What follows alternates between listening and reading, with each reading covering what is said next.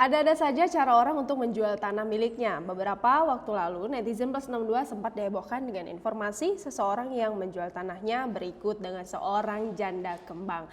Setelah nama Dewa Rosalia Indah berusia 26 tahun diposting siap diperistri di akun grup jual tanah dan rumah di Kudus pada Selasa 21 Juli 2020, seorang pria mengaku siap beli tanah tanpa menawar dan menikahi janda kembang.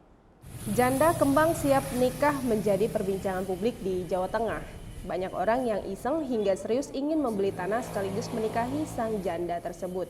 Setelah nama Dewi Rosalia Indah, 26 tahun, diposting siap diperistri di akun grup jual tanah dan rumah Kudus pada hari Selasa 21 Juli 2020, kini menjadi perhatian.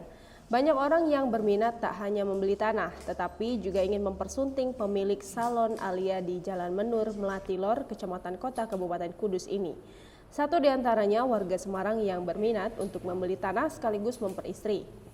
Namun Dewi menolak karena belum mengenal dan belum ada penjajakan sebelumnya, sehingga ia menolaknya. Dia ingin ada penjajakan terlebih dahulu sebelum menikah. Pasalnya, wanita yang saat ini memiliki 2 orang anak itu sudah 2 kali gagal dalam pernikahan. Dua pria tersebut berminat untuk memperistri dan membawa Dewi ke luar negeri karena bekerja di sana.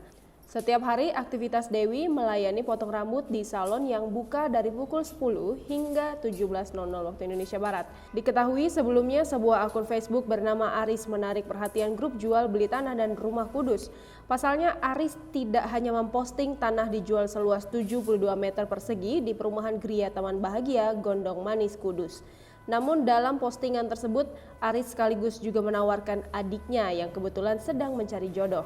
Postingan yang dikirimkan itu berikut foto adiknya yang cantik dikirimkan ke grup jual beli tanah dan rumah Kudus sekitar pukul 5 sore. Dalam postingan yang dikirim sekitar 3 jam lalu itu, sudah menuai 20 komentar sejak berita ini dibuat.